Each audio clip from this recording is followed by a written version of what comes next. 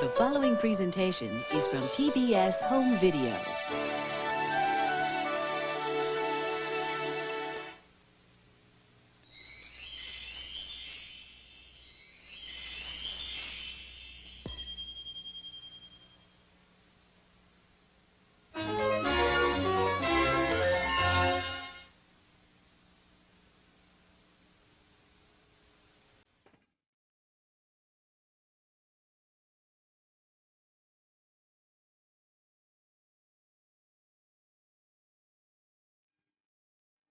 Every so often there comes a man who is able to see the universe in a totally new way,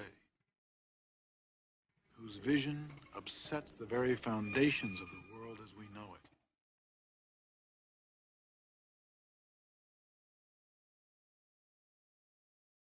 With his ideas still in ferment, Albert Einstein was 22 years old when he set out alone on foot across the Alps.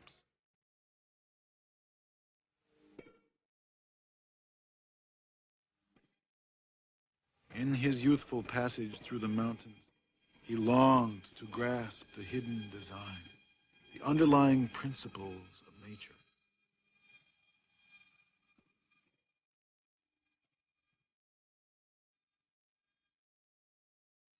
Throughout his life, Einstein would look for this harmony, not only in his science, but in the world of men.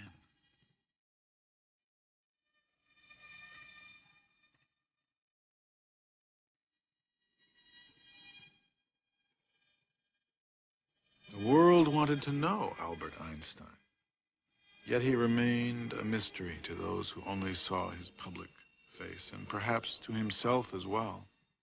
What does a fish know about the water in which he swims? He asked himself.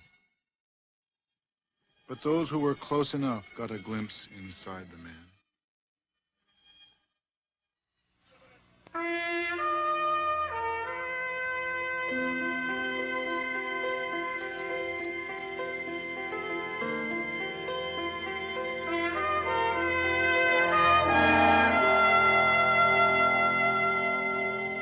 American Masters is made possible by a major grant from the National Endowment for the Arts, the Corporation for Public Broadcasting, and by the financial support of viewers like you. Additional funding has been provided by the Marilyn M. Simpson Charitable Trust, Jack Rudin, the Andre and Elizabeth Cortez Foundation, and Rosalind P. Walter.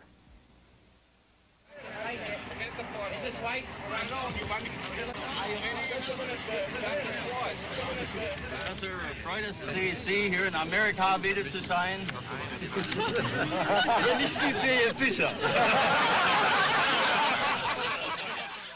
He loved Jewish jokes. I have told him many, and I wish that I could just, the thing I wish most is that I would have a record in which I could capture Einstein's laughter when he heard a good Jewish joke. He would laugh. His laughter sounded something like the bark of a contented seal, you know. I mean, it was a very strange sound.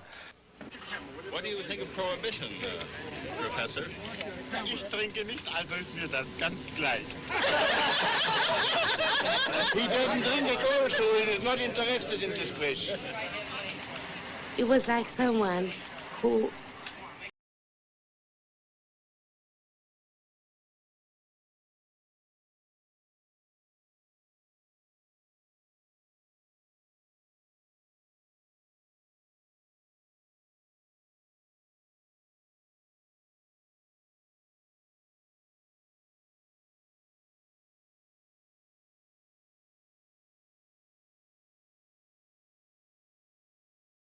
it was totally integrated into one flesh and bones, and I think that's rare from my experience. Although he knew who he was, although he was aware of his celebrity, he always took it with humor and always laughed at it and at himself.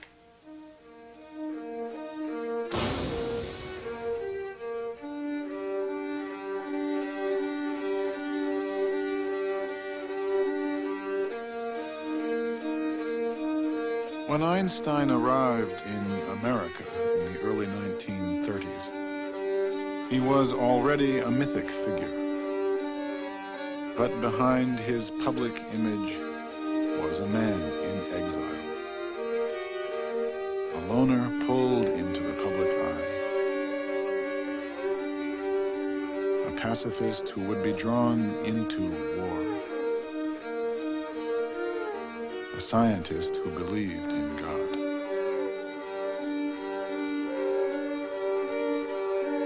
He simplified his life to focus on his work.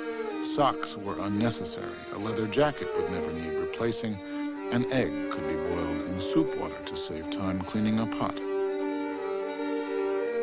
Aside from his work, his pleasures were few, sailing and his violin. He worked more like an artist than a scientist, arriving at a theory not so much by experimental deduction, but confidently by intuition. The significance of Einstein's work is that it was really fundamental to an understanding of the nature of the universe, the nature of the world in which we live, and that it was characterized by an astonishing amount of originality. New ideas are what are important about Einstein's theories. Not to be cowed by authority, not to be awed by what the ancestors said. It is, in other words, it is an attitude where you take a fresh look at any question that comes your way. And in that regard, Einstein was among the greatest men of science of all time, one may say, in finding where the question is. When he was 15 years old, he had asked himself, what would the world look like if I were speeding along on a motorcycle at the speed of light? What would I see? Well, you see, he answered that question in his 1905 paper on special relativity.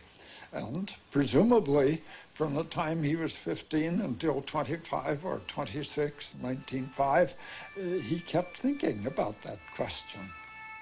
That same year, working at the patent office in Bern, Switzerland, he published 3 papers that changed man's conception of the universe. He questioned our basic notions of time and space that had lasted 300 years and gave the world a revolutionary new way of understanding it. His still unproven theory of relativity shocked the world with new images. A time traveler straddling a light beam, a falling elevator in outer space, a yardstick that would expand and contract depending on its velocity. It would be 15 years before science would be able to verify his audacious vision.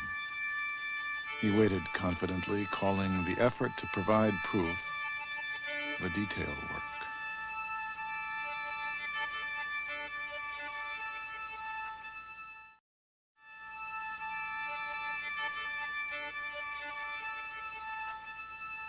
Einstein had the faith that relativity was right. Now, why do you have such a faith? Because it is simple, it is beautiful, and those are the criteria that were more important to him, as in fact to, I think, most scientists. More important than any other criteria one can think of. I don't think that he was the first scientist to have had the feeling, the belief, that if you can set up a theory that is really beautiful in its simplicity and generality, then there is a good chance that this theory will turn out to be correct.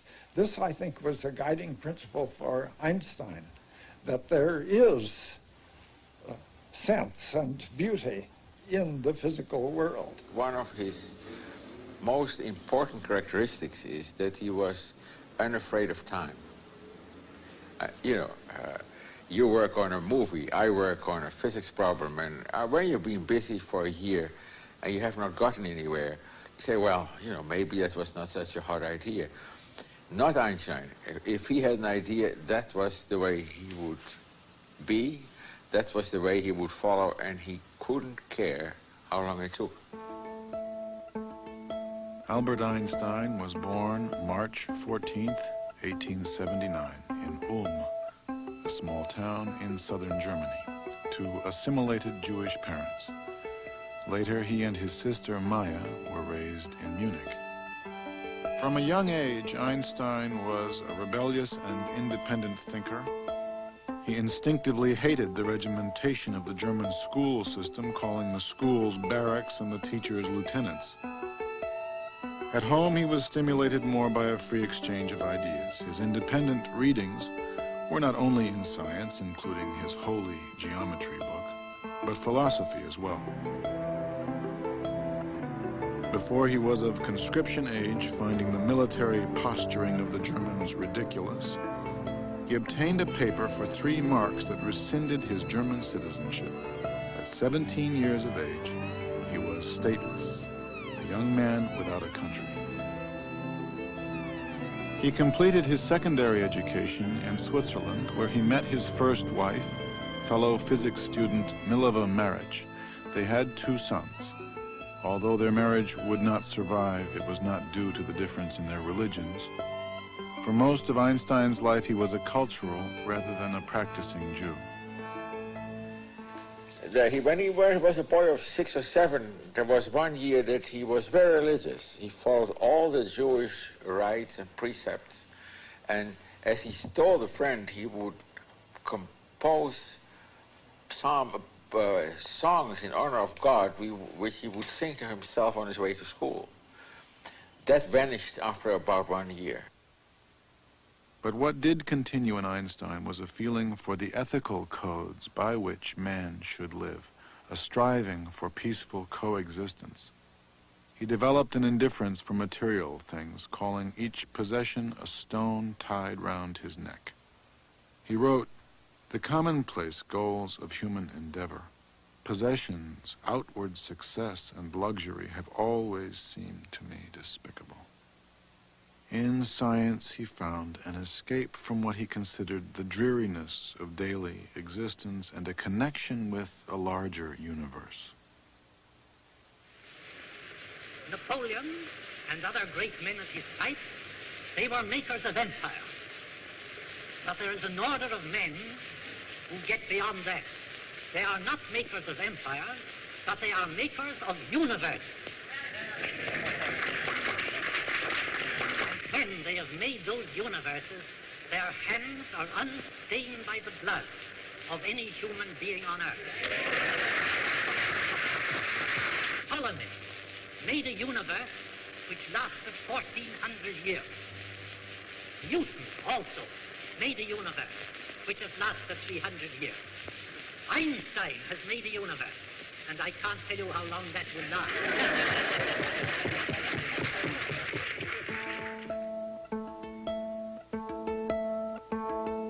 Einstein's universe truly began in 1919 when science finally caught up with his theories.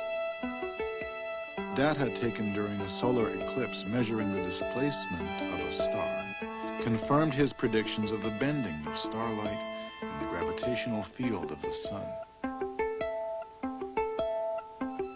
Einstein's new universe made front-page news around the world, and he became an overnight celebrity.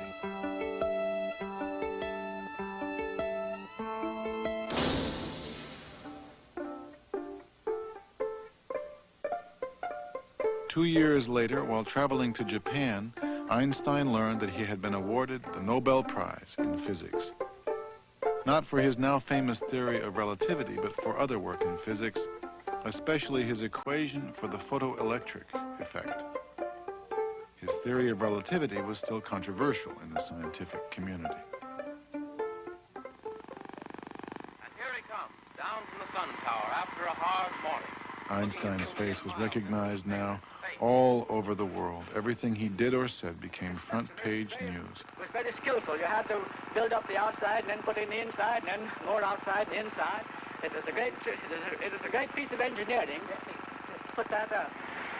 This 100-inch reflector was completed about... Fame gave Einstein a new and powerful political platform. But his personal life had been in crisis. He had divorced Mileva after 5 years of separation and married his first cousin, Elsa, who had nursed Einstein back to health when he was ill in Berlin. Now she cared for Einstein as they traveled around the world. He used the occasions intended to honor him to voice his distrust of militarism, his desire for an international dialogue among scientists, and the need for an international organization of nations.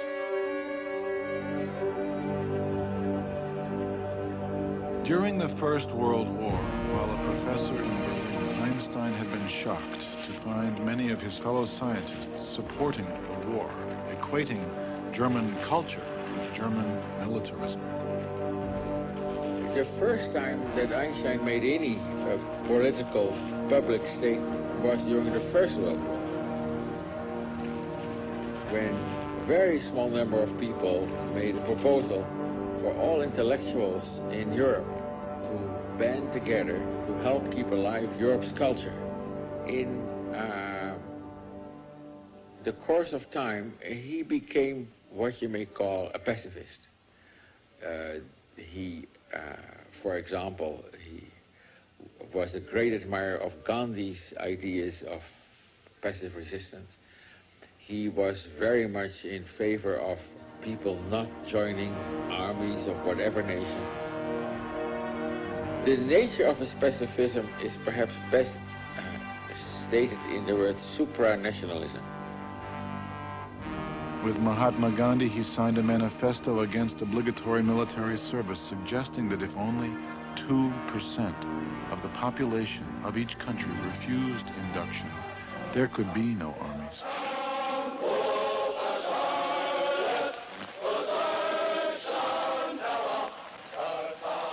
But in Germany, everything pointed to armies and war.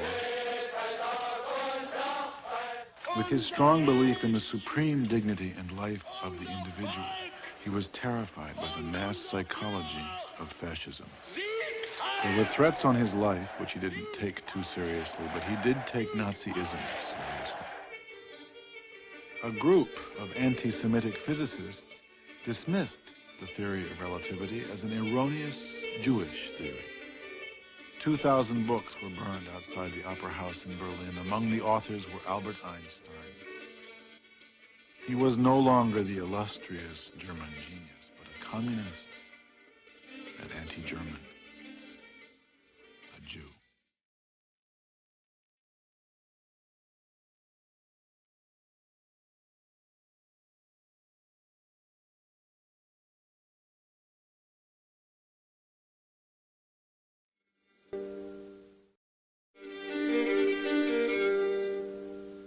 I've often asked myself the question, what do we mean when we say that Einstein was a Jew?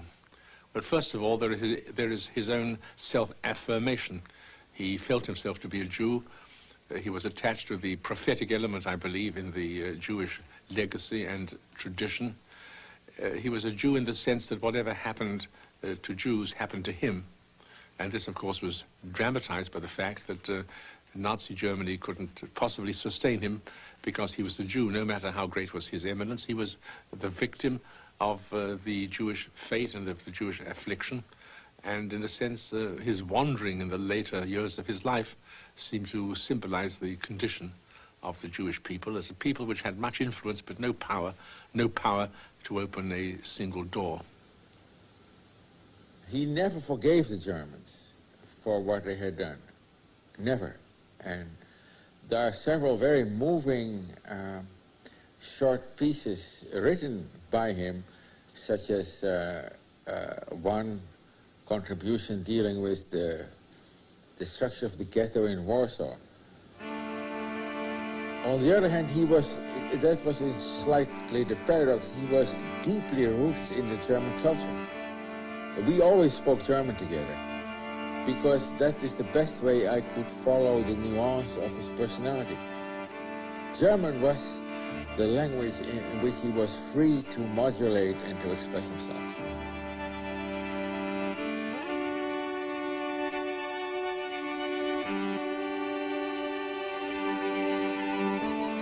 In 1929, in Kaputh, outside of Berlin, Einstein and Elsa built a summer residence which he called his hut.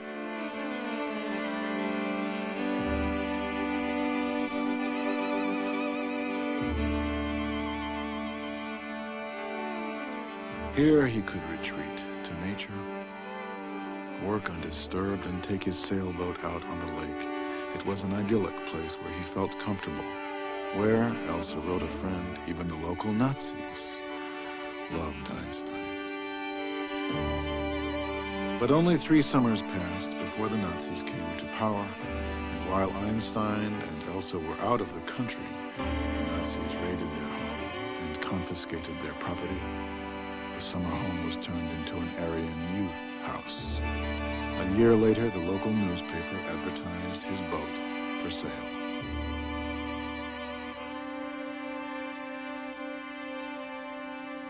Einstein was never to return to Germany again.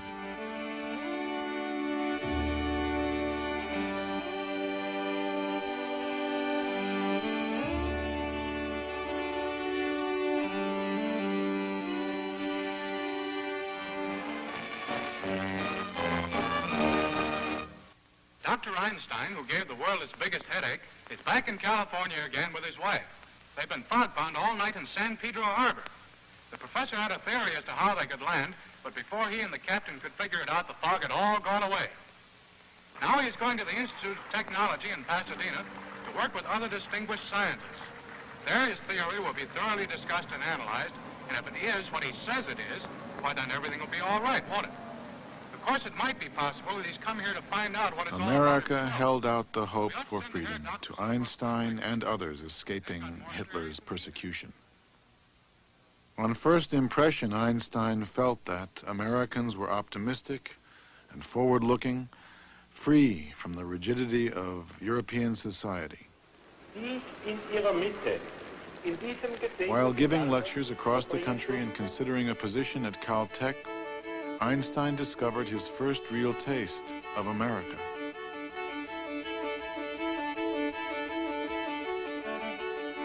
He wrote, "I've been staying for 2 months in this country of contradictions and surprises where one alternates between admiration and head-shaking." The Hopi Indians gave Einstein the name the Great Relative. He was wooed by Hollywood and befriended by Charlie Chaplin, and good-naturedly accepted the publicity and fanfare that would accompany his presence everywhere. Chaplin took Einstein to a premiere of his film City Lights. When the crowds surrounded their limousine, Einstein asked, "What does it mean?" Chaplin replied, "Nothing." Einstein's first trip to the United States 2 years earlier was prompted at the request of the Zionist leader Chaim Weizmann for the purpose of raising funds for the planned Hebrew University in Jerusalem. He was sympathetic to preserving a Jewish culture and community and had made a special visit to Palestine in 1923. He was drawn to the spirit of the young Zionists, but never chose to live there. His path would lead to America. The question why he chose America as his final destination may even have a rather prosaic answer. Where could he go to? It may be the circumstance that just at that time, a man in New Jersey called Bamberger established an institute for advanced studies in which the members would really have no duties incumbent upon them. I know because I've had that distinction. You don't have to do anything if you don't want to. You don't have to publish if you don't want to. You don't have to give lectures if you don't want to. You're entirely alone with the ability to think, to speculate, not to think, not to speculate. And I think this appealed to his libertarian feeling that he didn't want to be enclosed. At the Institute, working with 2 assistants, Einstein continued his grand search for a single theory that would encompass all of nature. A grand scheme that would unify both the large forces of the planets and the small forces of the atom. He worked very intensely with 1 or 2 or 3 people at most, and had very little contact on a day-to-day basis with the other younger members of the Institute. He liked to talk about his work, his ideas, and see how another person would react. The general method, which we wanted to follow, usually was suggested by Einstein. The detailed procedures which we used, well, were sometimes proposed by Einstein and sometimes by Peter Bergman or myself. There were innumerable jokes and misunderstandings about Bergman and Bargman. But it is very important to stress that we worked not on a basis of master and disciples, but whatever we had to say would be taken very seriously and discussed just as thoroughly as if it was Einstein's idea. What he liked was a resonance.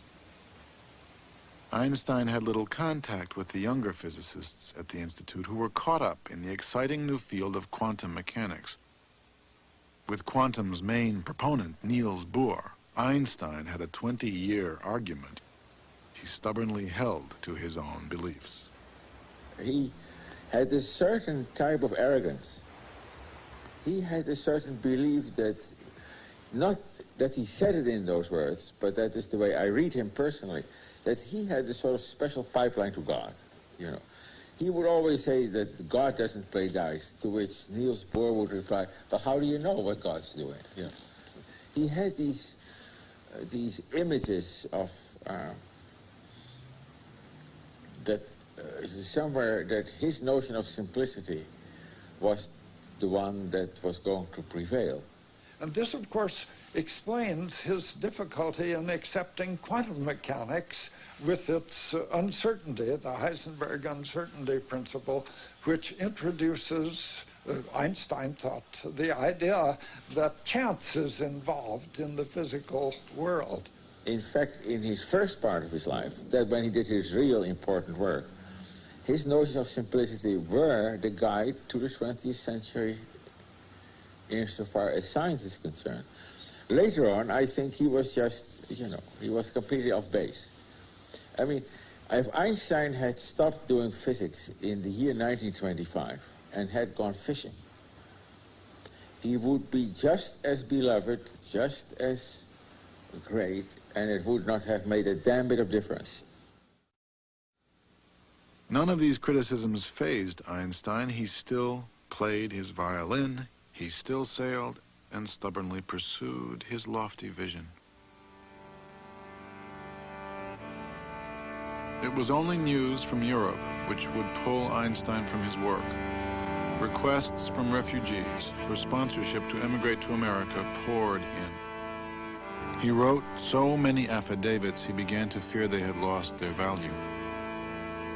Elsa remarked that though her husband seemed invulnerable, he was actually much more vulnerable than any other man she knew.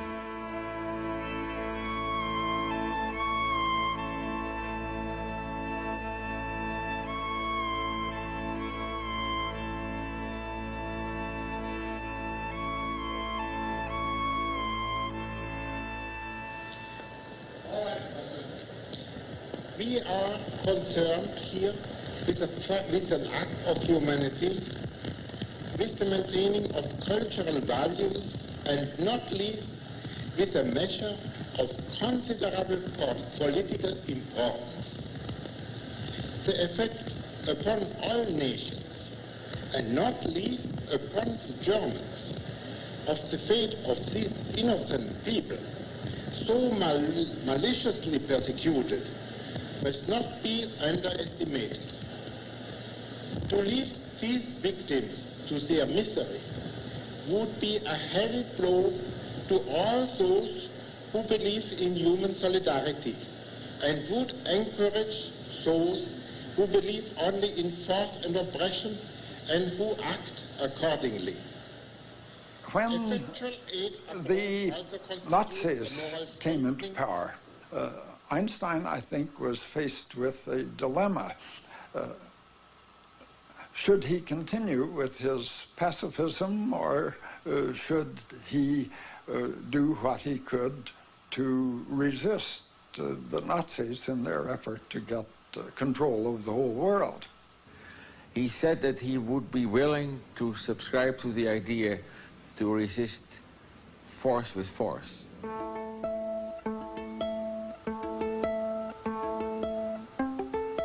Because he said otherwise it's like trying to cure a sick tribe of people. You try to cure them in a way that is too slow, that by the time you cure them by pacifist way, they're all dead. That's not very efficient.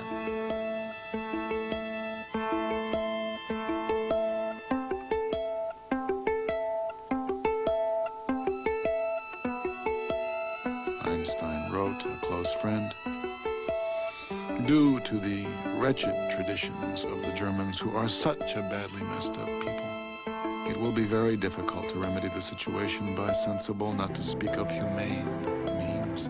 I keep hoping that at the end of the war, with God's benevolent help, they will largely kill each other off. Many absolute pacifists felt betrayed by Einstein's militant pacifism. But Hitler forced his hand.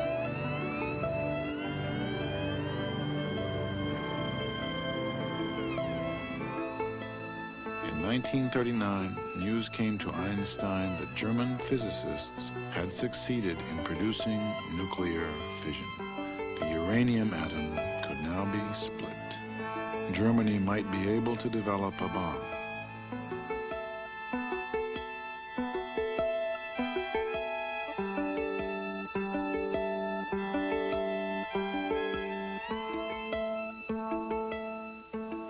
We were very worried that the Germans will develop atomic weapons.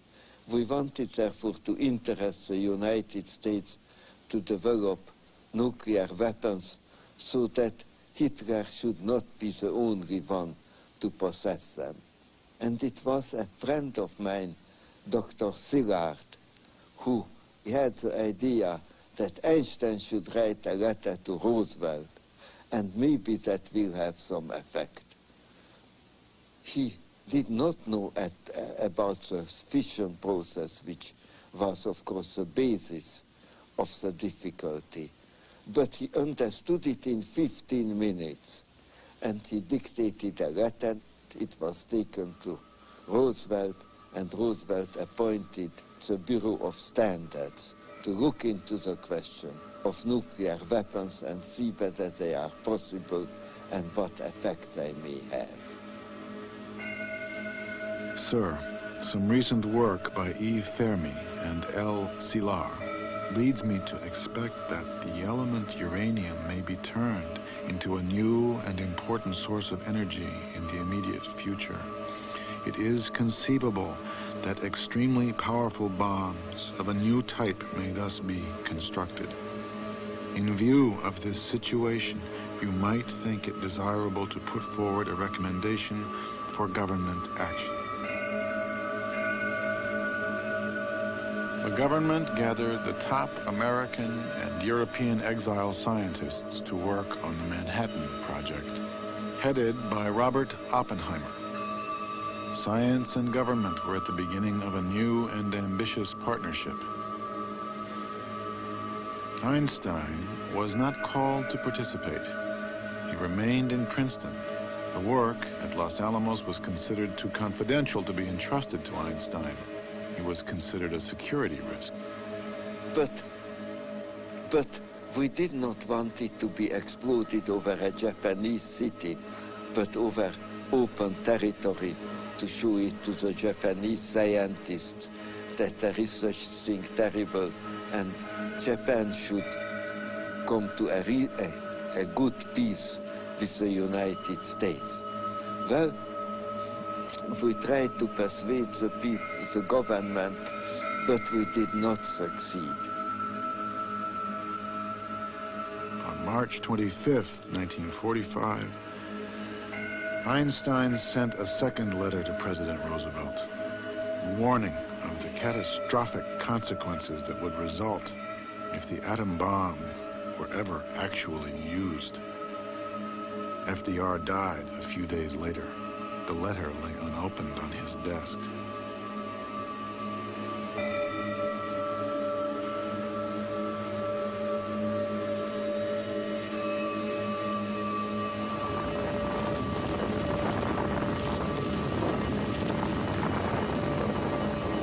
August 6th, 1945, the bomb was dropped on Hiroshima. 3 days later, another bomb was dropped on Nagasaki. Captain Behan, what was your most outstanding experience on this historic flight? I suppose it was when the clouds opened up over the target at Nagasaki. The target was there pretty as a picture. I made the run, let the bomb go. That was my greatest thrill.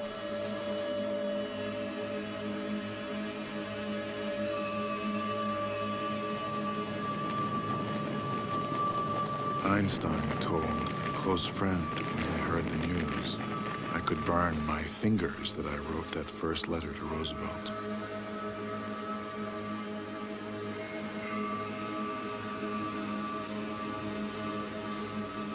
The ancient Chinese were right. It is impossible to know the results of your actions.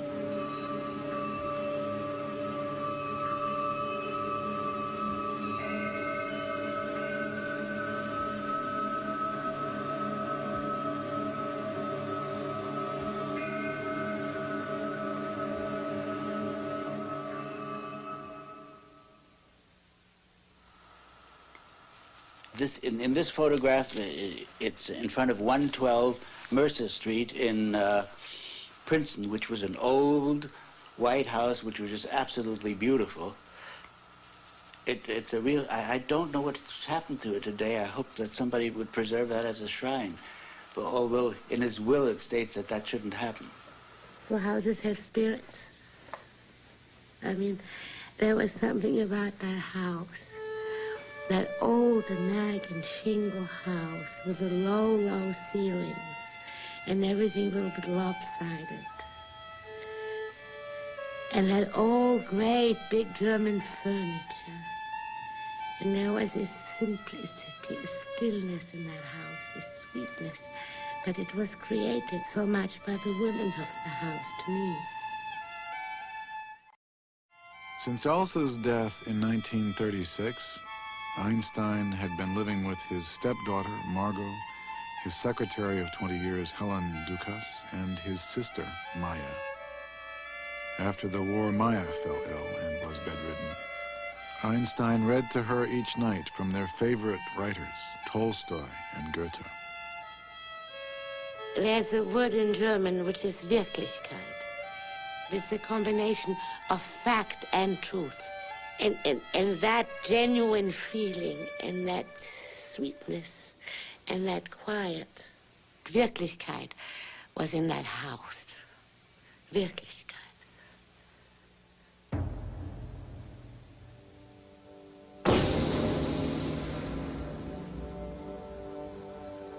The media sensationalized Einstein's role in the building of the atom bomb.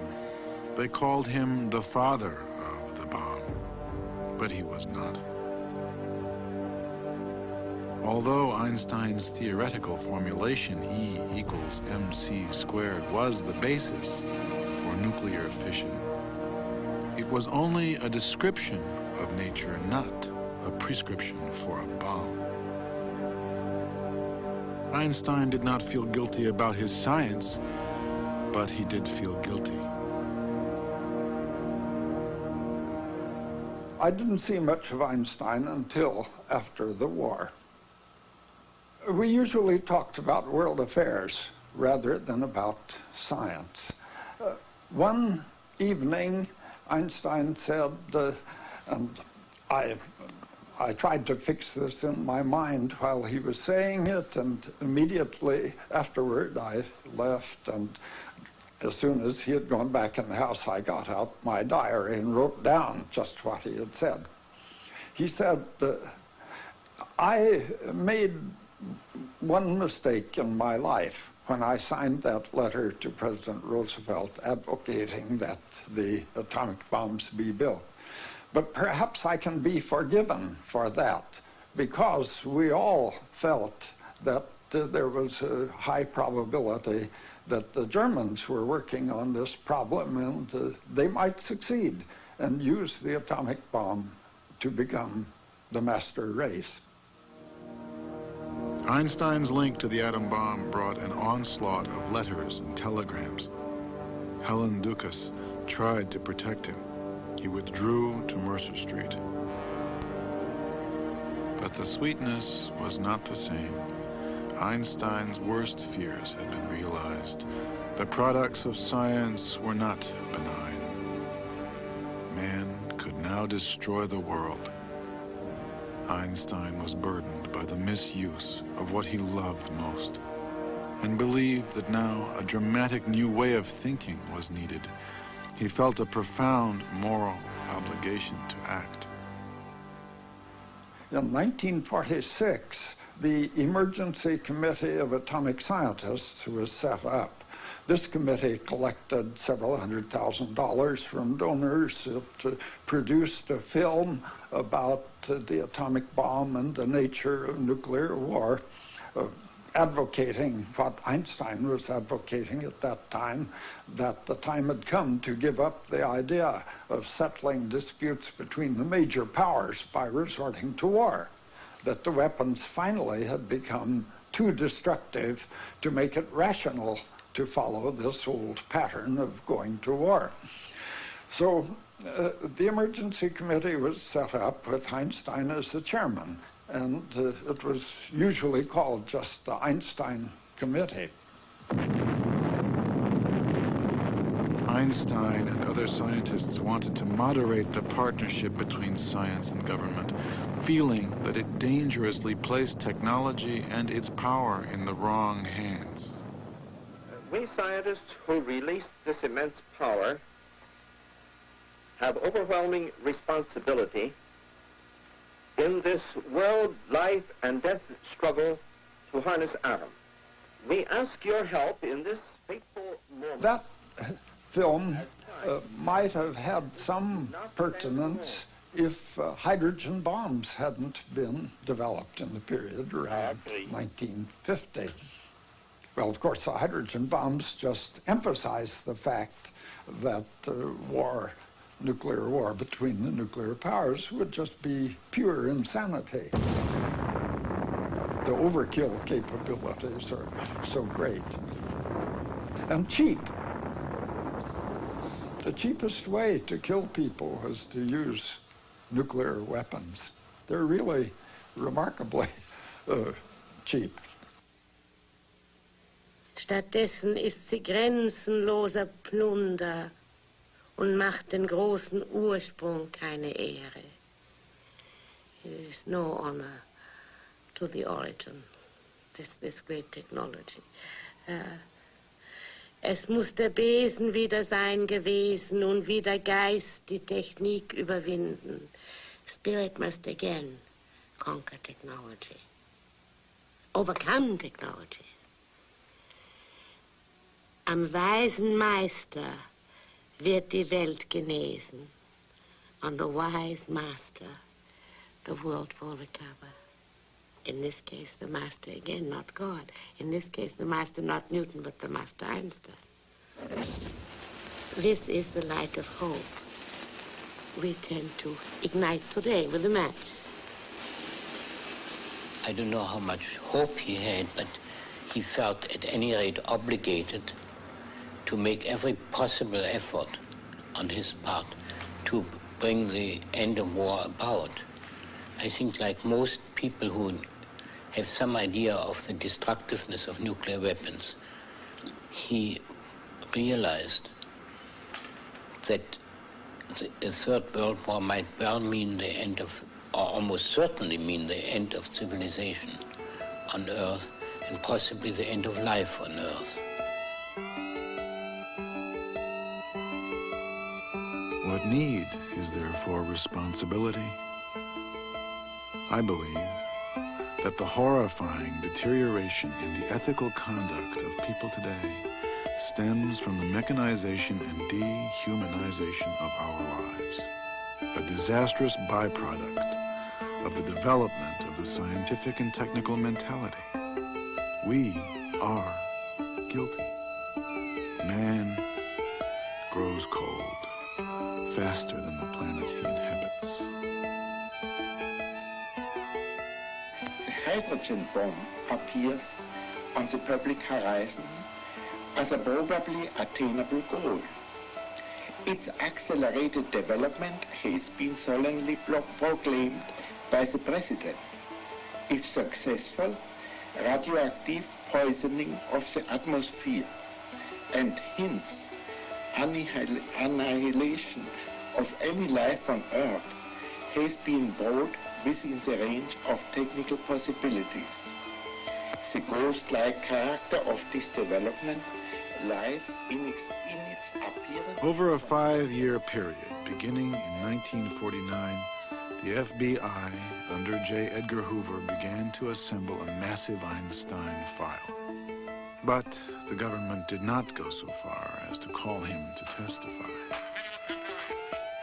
During the McCarthy hearings, Einstein urged passive resistance. He advised against pleading the Fifth Amendment, which protects against self-incrimination, but rather the First, which protects freedom of speech. His friend Oppenheimer, accused of un-American communist sympathies, did not take Einstein's advice. He was somewhat out of tune with the spirit of the times. Let us not forget that the late 1940s, especially the 1950s, this was an age in which America didn't distinguish itself in terms of liberal democracy. It was the age of McCarthyism, of suspicion, the Rosenberg